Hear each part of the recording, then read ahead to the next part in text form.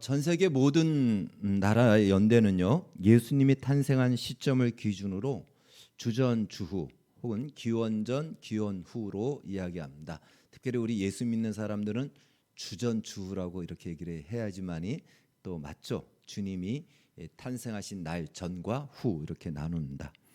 그래서 현재 연대를 우리는 일반적으로 쓰기로는 서기, 서양의 어떤 달력의 기준이라는 것이죠. 2023년이라 이렇게 쓰는 것은 예수님이 탄생한 해로부터 2023년이 되었다. 이것이 이제 서기 2023년으로 우리가 쓰고 있는 것입니다. 그런데 유독 서기 연대를 쓰지 않는 두 집단이 있습니다. 첫 번째는 북한입니다. 북한은 김일성이 태어난 1912년을 기점으로 해서 주체 연도 연호를 쓰고 있습니다. 그래서 올해가 주체 112년입니다. 이 첫 번째 집단이고요. 두 번째 집단은 이 북한을 추종하고 있는 우리나라에 있는 민노총입니다. 민노총이 작년에 이제 주체 111년인데 작년에 광화문에서 공식적으로 어떤 발표를 했어요. 이제 발표문이에요. 저 발표문인데 발표문 하단에 보면은 저기에 보면은 주체 111년이라고 연호를 쓰고 있습니다. 그러니까 이제 공개적으로 저렇게 드러낸 것이에요. 우리 민노총 지도부가 어떠한 존재인지 지금 드러나고 있는데 사실 이미 자기네들이 다 발표한 겁니다. 주체 111년 그리고 가로 열고 2022년 이렇게 써놓은 것을 보면 우리와 다른 그러한 달력, 다른 연호를 쓰고 있다라는 것이죠. 팬데믹이 시작될 때, 3년 전 팬데믹이 시작될 때 나름대로 우리 신앙에 있어서 가장 중요한 것이 무엇일까 고민하다가 어떤 위기와 어려움 속에서도 복음에 대해서 우리가 바로 알아야 되겠다 해서 3년 전에 로마서와 연이어서 갈라디아서를 우리가 살펴봤고 강해를 했습니다. 그리고 이제 이 시대적 마지막 때를 분별하기 위해서 이 마지막 시대에 대해서 기록한 다니엘서를 우리가 살펴보았고요. 그리고 지난 5주간에 걸쳐서 성경적 재물관 시리즈로 해서 이 땅에 있는 모든 만물들이 창조의 목적을 가지고 창조의 방향으로 향해야 된다라는 것을 우리가 살펴보았습니다. 그렇다면 이제 다시 한번 생각하게 된 것은 복음에 대해서 우리가 그동안 살펴보았다면 이제 정말 중요한 것은 복음 그 자체에 대해서 우리가 살펴봐야 되겠다라는 생각을 하게 됐습니다. 그래서 복음 그 자체, 복음서라고 이름 붙여져 있는 사복음서, 예수 그리스도를 중심으로 예수 그리스도를 말하고 있는 사복음서, 그 중에서도 이 복음서가 가장 먼저 쓰여졌던 마가복음을 살펴봐야 되겠다. 여기서 이제 오늘부터 마가복음 강해를 시작하게 되었습니다. 마가복음은요, 이 사복음서 중에서 가장 먼저 쓰여진 복음서입니다. 복음서 이름의 뜻이 마가복음은 마가에 의해서 쓰여졌다 해서 마가복음이다라고 이름이 붙여집니다. 마가는요, 마가 요한이라고도 성경에 기록되어 있는데 마가는 로마식 이름이고 요한은 유대식 이름입니다. 그러니까 이름을 두 가지를 가지고 있어요. 우리나라 옛날에 일제시대 때 우리나라 이름과 일본 이름을 가지고 있는 것과 같은 것이죠. 이 마가는 베드로의 조카 혹은 베드로의 수제자라 이렇게 알려지기도 했고요. 그래서 베드로하고 아주 가까운 관계에 있던 사람이었고 또 이 베드로를 통해서 결국 예수 그리스도의 행적을 듣고 알게 되면서 마가복음을 썼다라고 합니다. 물론 마가도 예수님의 12제자는 아니어도 예수님에 따르는 제자 중에 한 명이었습니다.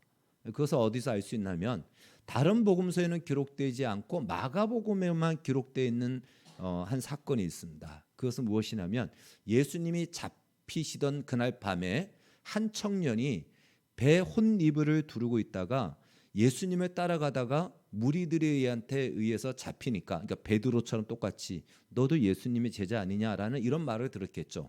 그러자 그 배 혼이불을, 그러니까 그것은 이제 그 시대의 겉옷입니다. 그것을 벗어버리고 벗은 몸으로 도망간 사건이 마가복음에 기록되어 있습니다. 그래서 이 사건은요, 다른 복음서에는 기록되지 않았어요. 모르는 것이죠.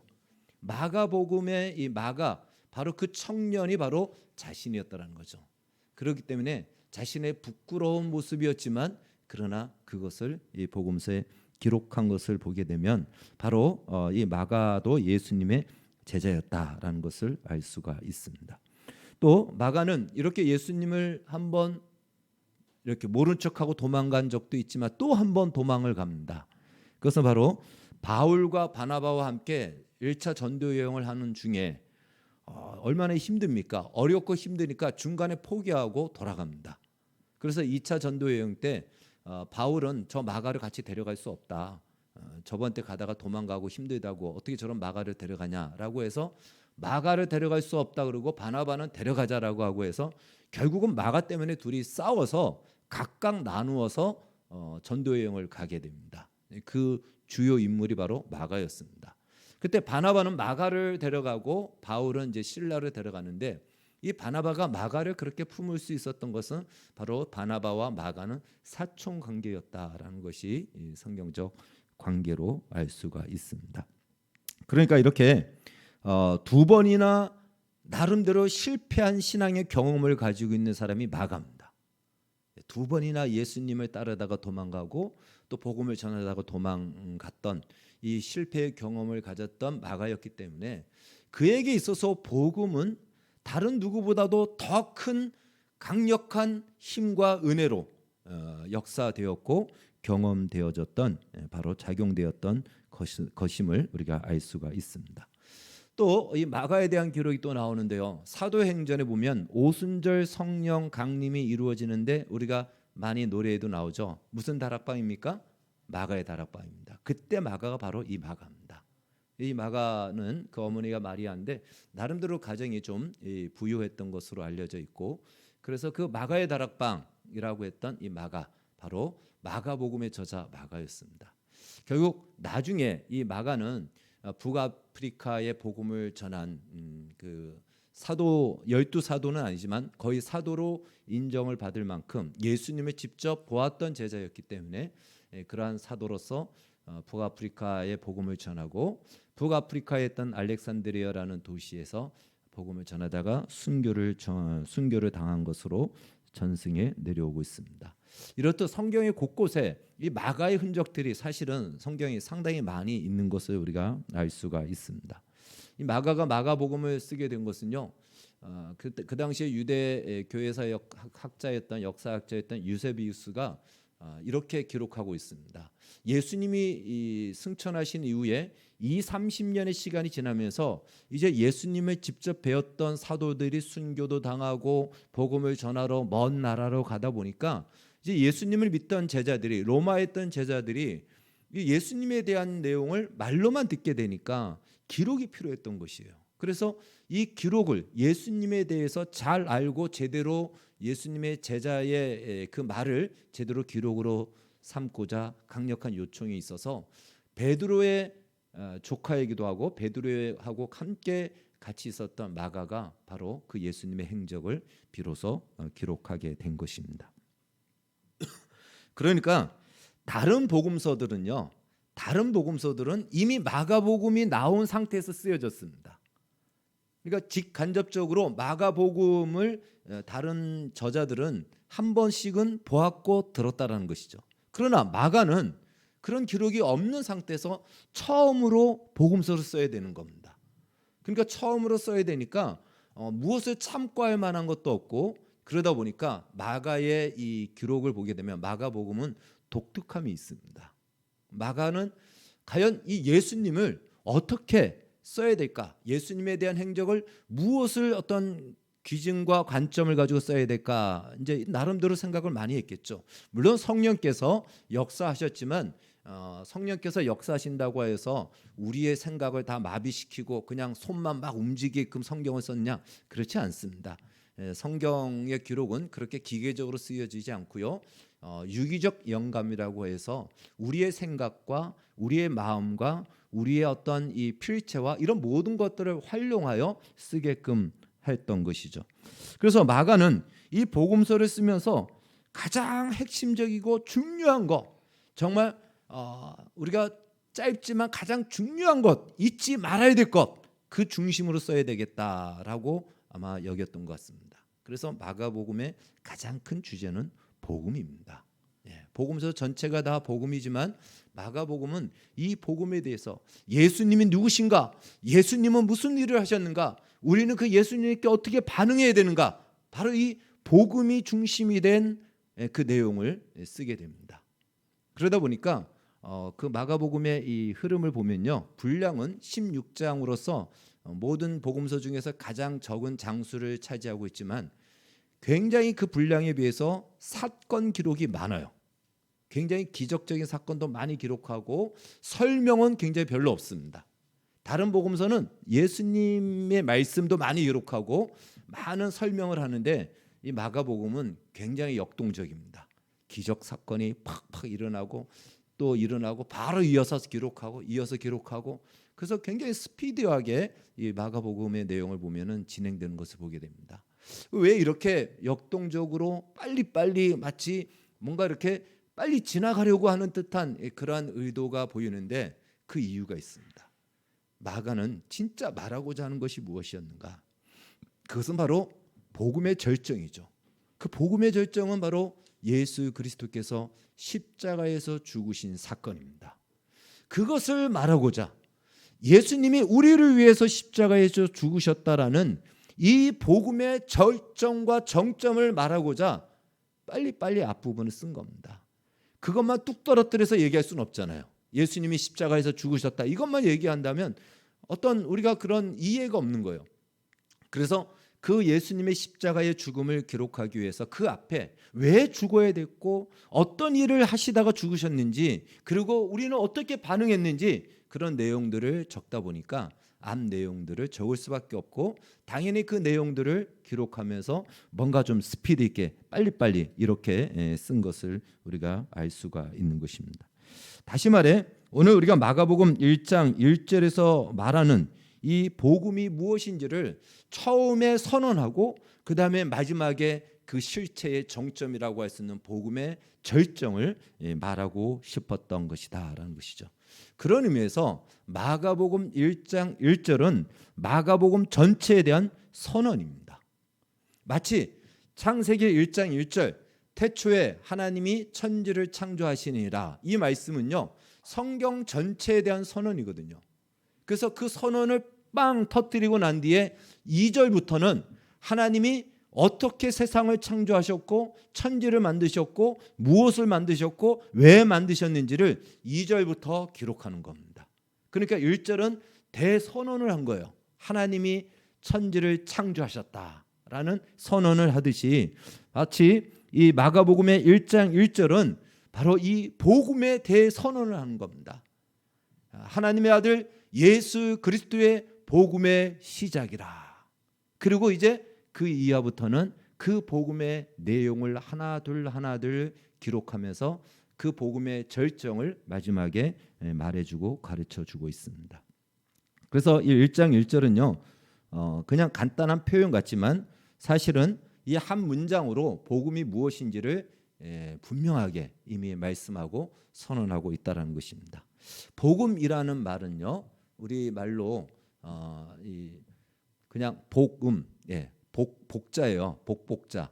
그 복 있는 소리 음자예요. 그래서 좋은 소식이라는 말로 해석이 되고요.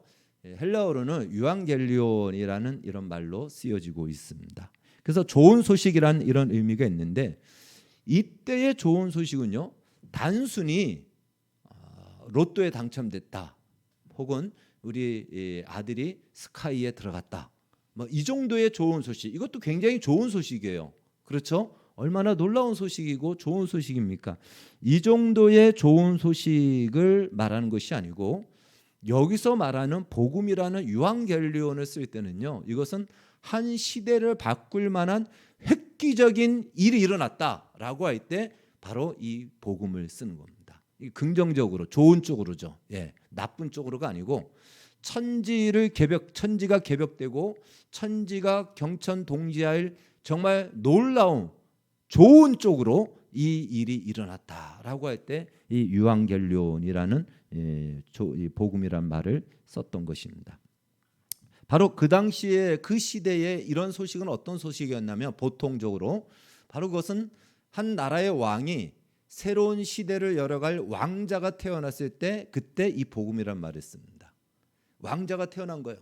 한 나라의 왕의 역사가 새로운 왕자에 의해서 새 시대, 새 역사가 쓰여질 때 그 역사를 쓰여가고 그 역사를 이어가고 이끌어갈 왕자가 태어났다라고 할 때 이때 유앙겔리온이라는 말을 썼다라는 겁니다. 그러니까 복음은 그런 의미예요. 한 시대와 획기적으로 한 시대를 바꿀 만한, 역사로 바꿀 만한 그 일이 일어났다. 그것이 최고의 표현인 거예요. 최고의 표현이에요. 그리고 그 최고의 표현을 그 시대에는 왕, 최고의 권위자라고 말할 수 있는 왕에게 적용되어져서 왕자가 태어났을 때 이 복음이라는 유앙겔리온이라는 말을 썼다라는 것입니다. 그러니까 보통의 좋은 어떤 사건이 아니고 그것은 한 시대의 역사를 바꿀 만한 사건이라고 할 때 이 복음이란 말을 쓴 것입니다. 적절한 예는 아니지만 제가 서두에 이 주체 연호를 이야기한 이유가 바로 그겁니다. 이 북한의 입장에서는요, 김일성이 태어난 날이 그들에게 있어서는 한 시대를 바꿀 만한 그러한 날이었던 것이죠. 그래서 주체 연호를 쓴 거예요. 그러니까 그때부터 모든 역사의 기록은 김일성에 의해서 기준이 되는 겁니다. 김일성이 태어난 주체 전 1년, 주체 후 2년 뭐 이렇게 가는 거예요. 그러니까 그 시대, 그 역사는 그때부터는 그 기준이 김일성에 의해서 되고 김일성에 속하게 되는 것이죠. 우리가 지금 서기 2023년이라고 하는 것은요, 바로 그 예수님의 태어남으로 말미암아 역사가 그때부터 예수 그리스도에 의해서 기준되어서 평가되어지고 세워진다라는 것이에요. 전과 후가. 만약에 이러한 기준이 없으면 그냥 동물들이 살아가는 것과 똑같은 거예요. 네. 그래서 우리도 지금 우리나라 같은 경우는 단기 4,361년 이렇게 쓰지 않습니까? 그런 기준이 없으면요, 사람들이 이야기할 때 이건 언제 이야기인지 기준을 할 수가 없는 거예요. 그래서 한 나라의 왕이 즉위하면 태종 몇 년째 이렇게 해서 그 연도를 계산해 나가는 것이죠. 이 모든 것을 공통적으로 말하는 것이 바로 지금은 서기라는 날짜를 써서 온 나라가, 온 세계가 동일한 역사의 기준을 가지고 역사를 평가하고 바라보는 것이죠. 바로 마가가 이 복음이란 말을 쓰는 것은요, 바로 그것을 얘기하는 겁니다. 물론 비록 이 세상의 언어를 차용할 수밖에 없기 때문에 그 언어를 쓰겠지만 이제 마가가 대선언을 하는 것입니다. 하나님의 아들 예수 그리스도의 복음의 시작이다라는 것은 이제 하늘과 땅의 참된 왕, 인간의 왕이 아니시고 만왕의 왕이시며 영원한 왕이신 예수 그리스도가 태어났다라는 것은 예수 그리스도의 세상, 예수 그리스도의 시대가 시작되었다. 예수 그리스도에 의해서 역사가 쓰여지고 평가되어지고 기준되어지는 그 세상이 이제 시작되었다라는 것을 빵 터뜨리듯이 선언하는 것입니다.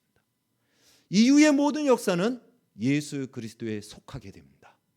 예수 그리스도가 그 역사의 기준이 되어지고 예수 그리스도가 그 역사를 이끌어가는 바로 주체자가 되는 것이죠. 바로 그 일이 일어났다. 이것이 마가가 이야기하는 예수 그리스도의 복음의 시작이다. 예수 그리스도에 의해서 바로 이 역사가, 새로운 세상의 역사가 쓰여지게 됐다. 바로 그 시대의 세상이 열렸다라는 것을 선언하고 있는 것입니다. 이것이야말로 진짜 획기적인 사건이죠. 특별히 마가는 그 앞에 수식어를 하나 더 넣죠. 하나님의 아들이라는 것이에요. 바로 이 땅에 오신 예수님은 우리가 얼핏 보았을 때는 사람의 모양으로 왔고 나중에 십자가에서 죽는 것을 보니까 사람으로만 살다가 죽은 것 같아요. 그런데 그렇지 않다라는 것이에요. 그분은 하나님의 아들이다라는 것입니다. 다른 말로 이 말은 그분이 하나님이시다라는 말과 함께 이 사건은, 이 복음의 역사, 이 새로운 시대를 열어가는 이 일은 하나님으로 말미암아 시작되었다라는 복음의 신적 기원을 말하는 것입니다. 사람에 의해서 만들어지는 것이 아니고 사람에 의해서 그 나라가, 그 세상이 펼쳐지는 것이 아니고 하나님에 의하여 그 세상과 역사와 시대는 이끌어져 가고 진행되어져 간다라는 신적 기원을 말해주고 있는 것입니다. 예수님은 십자가에서 힘없이 죽을 것입니다. 그러나 그렇다고 그를 인간으로만 보지 말라는 것이에요. 예수님은 완전한 인간이시지만 완전한 하나님이십니다. 그래서 마가복음 1장 1절에서 하나님의 아들이다라고 선언한 그 이야기를 이제 예수님의 십자가에서 죽는 그 장면을 보면서 그곳에 있던 백부장이 마가복음 15장 39절에 이렇게 얘기합니다. 같이 한번 읽겠습니다. 시작. 예수를 향하여 섰던 백부장이 그렇게 숨지심을 보고 이르되 이 사람은 진실로 하나님의 아들이었도다. 바로 그 예수님은 하나님의 아들이었다는 것을 이 백부장, 그 당시에 백부장은 누구냐면 사형 집행을 총괄하는 집행의 책임자입니다. 그건 로마의 쉽게 말하면 왕의 명령을 받은 그 대리자죠. 이 세상의 왕이 하나님의 아들을 인정한다라는 간접적인 표현인 것이죠. 저 말씀대로 예수님은 죽으시고 하나님의 아들이심을 부활하심으로 증거하셨고 선언한 것을 보게 되는 것입니다. 그래서 이 모든 것을 종합해 본다면은 이제 하나님께서 새로운 시대를 열었다. 새로운 세상이 시작되었다. 새 역사가 펼쳐진다. 그것이 바로 복음인 것입니다. 하나님이 우리를 찾아오셨고 하나님이 이제 그 능력으로 이끌어 가실 세상이 시작된 것을 마가는 예수님의 탄생으로 예수님의 이 땅에 오심으로 시작되었다는 것이죠. 다른 복음서는 보면은 예수님의 탄생부터 이렇게 기록을 해요. 그리고 그 어린 시절도 좀 기록합니다. 근데 이제 마가는 그거 다 생략하고 실제적으로 예수님이 하나님의 나라를 이 땅에 선포하는 공생애부터 기록을 합니다. 그래서 마가복음에는 예수님의 탄생 사건이 기록되지 않아요. 그런데 예수님이 갑자기 어느 날 갑자기 이렇게 나오면은 이것도 좀 뭔가 이렇게 모양도 좀 안 맞고 또 뭔가 이렇게 갑자기 튀어나온 느낌도 들잖아요. 그래서 이제 구약에서부터 바로 하나님께서 그 역사를 시작할 것이다, 메시아를 보내주실 것이다라는 수많은 약속을 하셨는데 바로 그 약속을 가진 대표자, 그가 세례 요한입니다. 그 하나님이 약속하신 그 구약 시대 내내 약속했던 이 약속이 이제야 시작됩니다. 이 약속이 드디어 이제 이루어집니다라고 그것을 외치는 자의 소리, 광야의 소리로 선언했던 사람이 세례 요한입니다. 옛날에 왕이 행차하면 왕 앞에서 쉬 물러거라 임금님의 행차시다라고 이렇게 외치는 사람이 있죠. 그 사람을 거덜이라고 합니다. 거덜. 저도 공부했는데요. 거덜이에요. 거덜났다 할 때 이 거덜입니다. 이 거덜인데 이 거덜이 뒤에 임금이 있으니까 자기가 앞에서 마치 임금처럼 막 그 몸을 움직이면서 막 하는 거죠. 그래서 거들먹거린다라고 할 때 이렇게 움직이면서 하는 거예요. 그래서 마음에 안 들면은 그냥 막 가서 빨리 비켜라고 막 방망이를 때리고 막 그러니까 시장통에서 그 한번 거덜을 만났다가는 거덜 나는 겁니다. 그 말이 거기서 나왔다고 합니다. 그래서 차라리 저 거덜을 피해서 다니겠다라고 해서 그 우리 종로 쪽에 보면은 이렇게 좁은 구불구불한 길을 그 길을 아마 다른 길로 이름을 붙여가지고 글을 다녔다고 하는 거예요. 거덜을 안 만나면 되는 거예요. 예, 이제 나쁜 거들이죠. 자기가 무슨 왕도 아닌데 그걸 가지고 막 휘두른 것처럼. 그러나 세례 요한은 그런 나쁜 사람은 아니에요. 세례 요한은 마치 그 앞에서 이 거덜 같은 역할을 하되 이제 곧 왕의 행차가 시작된다. 왕의 역사가 시작될 것이다. 그러니 너희는 그 왕을 맞을 준비를 하라. 라고 하면서 바로 세례 요한이 회개의 세례를 베풀고 준비시킨 것입니다. 그것이 오늘 우리가 읽은 세례 요한의 내용인 것입니다. 그건 우리가 다음에 좀 더 살펴보도록 하겠습니다. 바로 이것이 복음이 가진 의미라는 것이죠. 우리 각자의 인생을 돌아보면요, 우리 인생 속에 어떤 큰 그 변화를 가졌던 그런 때가 있습니다. 보통 우리가 인생의 터닝 포인트 혹은 변곡점이라고 얘기합니다. 근데 대부분 그런 것들은 긍정적인 것보다 부정적인 것이 많아요. 그렇죠. 그래서 소설로 만약에 그 글을 쓴다면 그때 그 사람과의 만남으로 말미암아 혹은 그때 그 사건으로 인해 나의 인생은 수렁으로 빠졌다. 이렇게 쓰잖아요. 그런데 바로 이러한 변환점, 변곡점, 내 인생을 뒤바꿀 만한 이 사건들이나 어떤 일들이 우리의 인생 속에서 일어납니다. 특별히 우리 이 대한민국은요, 근 이 100년 사이에 굉장한 많은 어떤 일들이 일어났죠.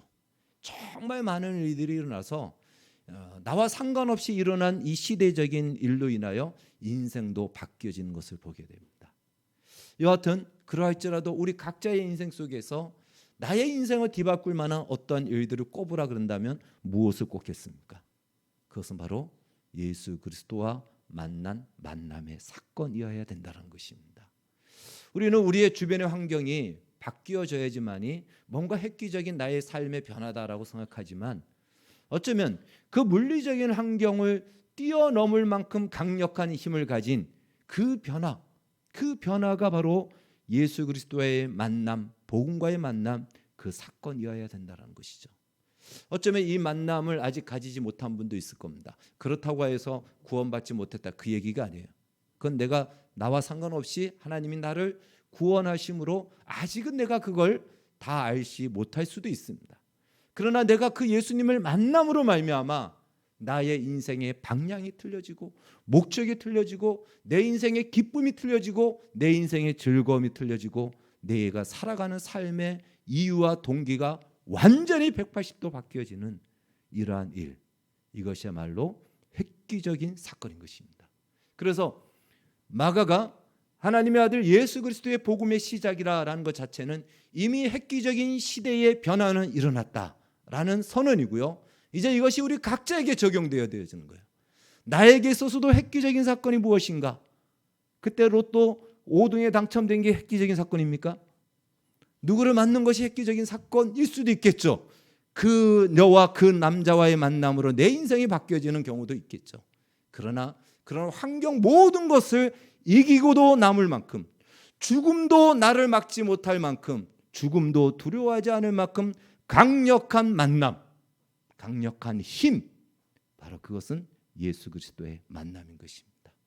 바라기는 이제 마가복음을 통해서 이 만남을 가지지 못한 분들은 이 만남을 사모하시고 이 만남을 경험하시고 이미 예수님을 만났다면 더 그 예수님을 깊이 만나는, 그래서 우리의 남은 인생이 지금과의 삶과 달리 획기적인 변화, 새로운 역사가 쓰여지는 그러한 인생의 역사로 쓰여지고 나아갈 수 있는 바로 그 복음과의 만남, 예수 그리스도와의 만남이 이루어지기를 주의 이름으로 축원합니다.